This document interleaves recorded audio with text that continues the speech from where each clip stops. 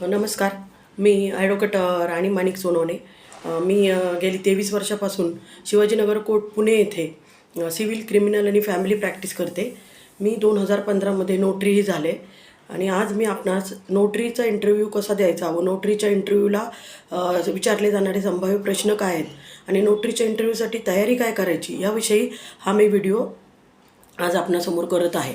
आता नोटरीसाठी आपल्याला सर्वांना माहीतच आहे की कमीत कमी 7 वर्ष प्रॅक्टिस लागते महिलांसाठी आणि कॅटेगरीच्या वकिलांसाठी आणि बाकीच्या लोकांसाठी म्हणजे पुरुषांसाठी 10 वर्ष प्रॅक्टिस लागते.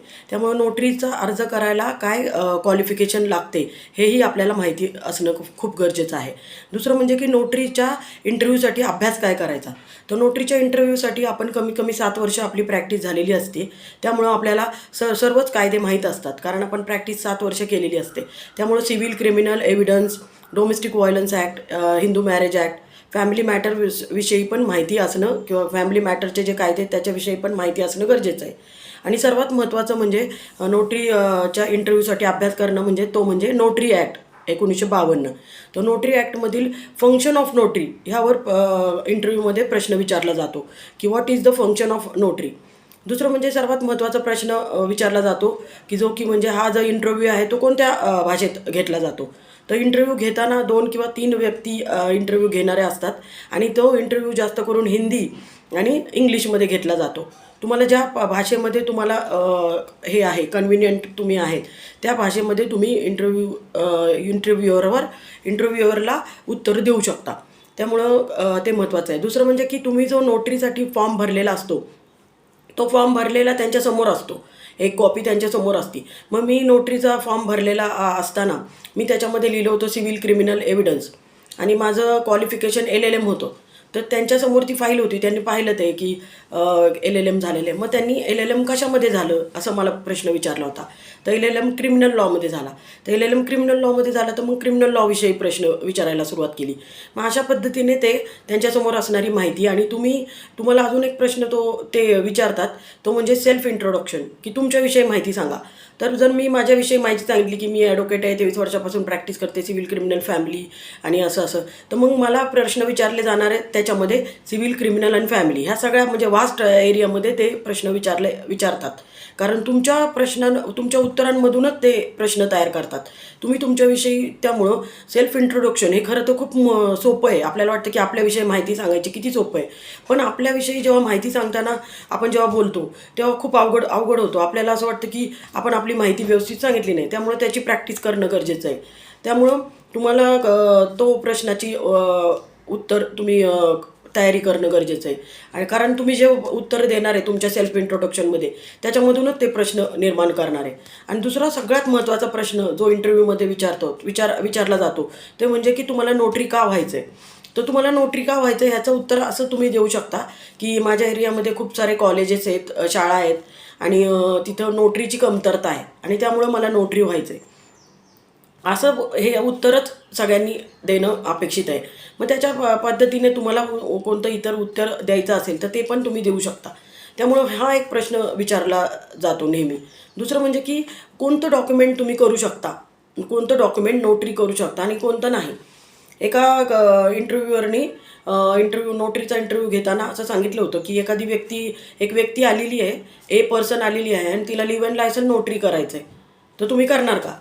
तर त्या प्रश्नाचं उत्तर असं आहे की लिव्ह इन लायसन नोटरी आपण करू नाही शकत आहे.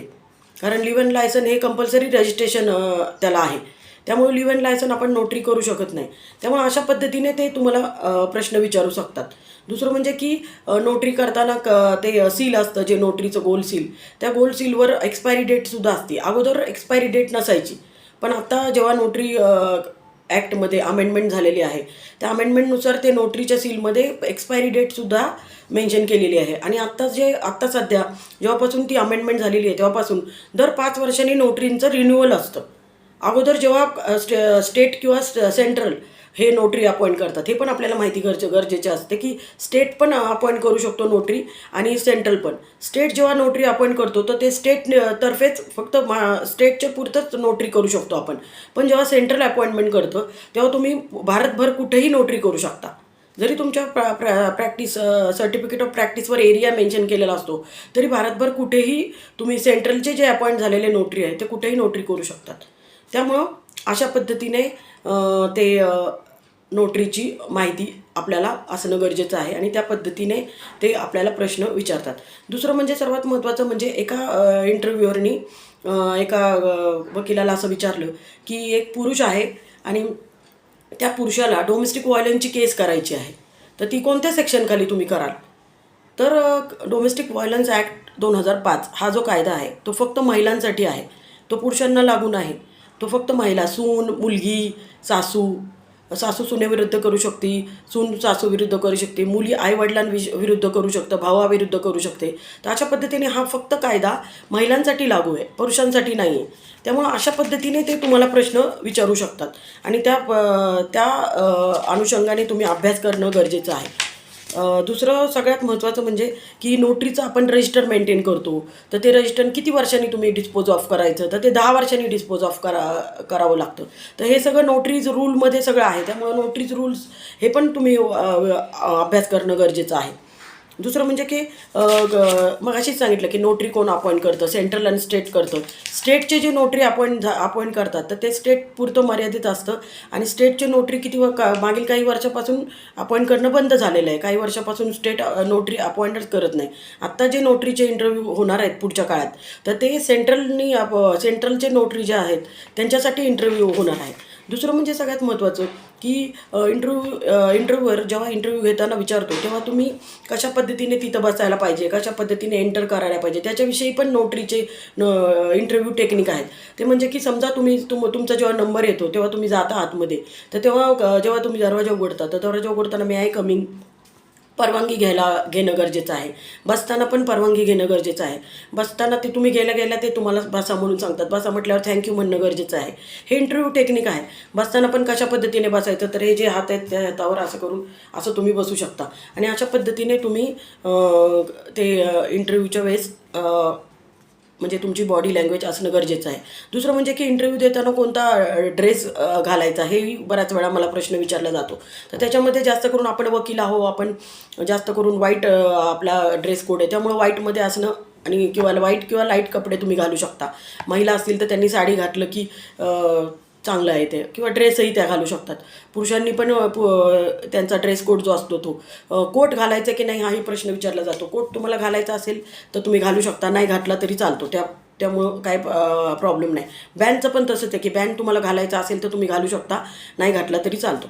तर अशा पद्धतीने नोटरीचा इंटरव्ह्यू देताना कशा पद्धतीने बोलायचं, कशा पद्धतीने उत्तरे द्यायची, ही काही टेक्निक आहेत. दुसरं सगळ्यात महत्त्वाचं की समजा इंटरव्ह्यूअरनी तुम्हाला काही प्रश्न विचारले आणि तो प्रश्नाचं उत्तर तुम्हाला आलं नाही, तर घाबरायचं काही कारण नाही आहे. तुम्ही त्यांना सरळ सॉरी म्हणू शकता की मला आता आठवत नाही, खोटं काहीतरी किंवा काहीतरी तुम्हाला कॉन्फिडन्स नाही आहे त्या उत्तराविषयी, तर ते तशा पद्धतीने उत्तर तुम्ही देऊ नका. कारण त्याच्यामुळं त्यांना असं वाटू शकतं की तुम्हाला माहीत नाही तरी पण तुम्ही उत्तर देत आहे. त्यामुळं सरळ तुम्ही असं म्हणू शकता की मला आठवत नाही आहे.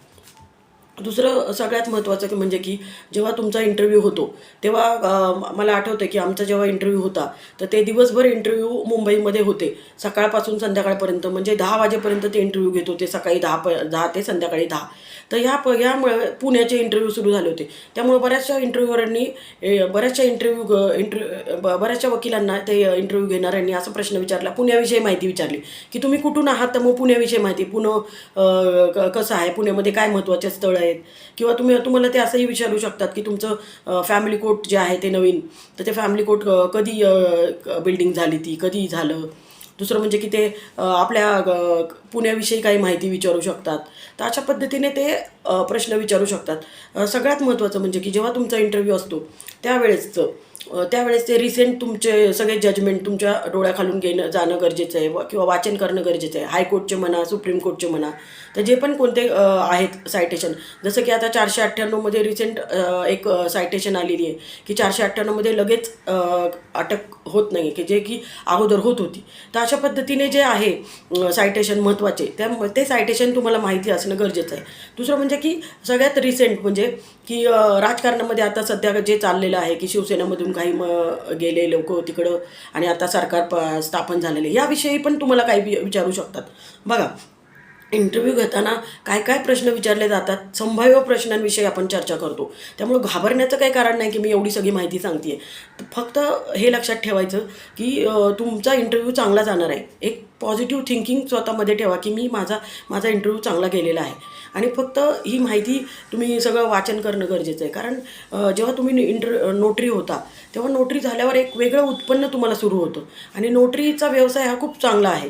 आणि त्यामुळं तुम्हाला दुसरं म्हणजे की सर्वात महत्त्वाचं म्हणजे रोज उत्पन्न आहे त्यापासून. जर तुम्ही नोटरी झाला, तुमच्या कॉन्टॅक्टवर नोटरीचा बिझनेस आहे, ॲडव्होकेसी करून तुम्ही नोटरी करू शकता. त्यामुळे त्यासाठी तुम्हाला जब कुछ पाना होता है तो कुछ देना भी पडता है. त्यामुळे ह्याच प्रकारचा अभ्यास करा. इंटरव्ह्यू सगळ्यात महत्त्वाचं प्रश्न विचारतात मला मुली की की इंटरव्ह्यू किती वेळ घेतला जातो. तर इंटरव्ह्यू जो आहे आता दिवसाचे ते 200 ते 300 इंटरव्ह्यू घेतात. त्यामुळं त्यांच्याकडे जास्त वेळ नसतो. जास्तीत जास्त 10 ते 15 मिनटं ते तुमचं नोटरी घेतात. बऱ्याचदा मागच्या वेळेस जेव्हा इंटरव्ह्यू झाले आमचे 2014ला, तेव्हा काही लोकांना फक्त त्यांनी नाव आणि हे विचारलं, पत्ता विचारला आणि झालं. 5 मिनटात त्यांचा नोटरीचा इंटरव्ह्यू झाला. त्यामुळं इंटरव्ह्यूची काही काळजी करायची नाही, पॉझिटिव्ह राहायचं. चांगला फक्त तुम्ही सगळा अभ्यास करणं गरजेचं आहे. जर तुम्हाला काही प्रश्न विचारले तर तुम्हाला उत्तर देणं यायला पाहिजे.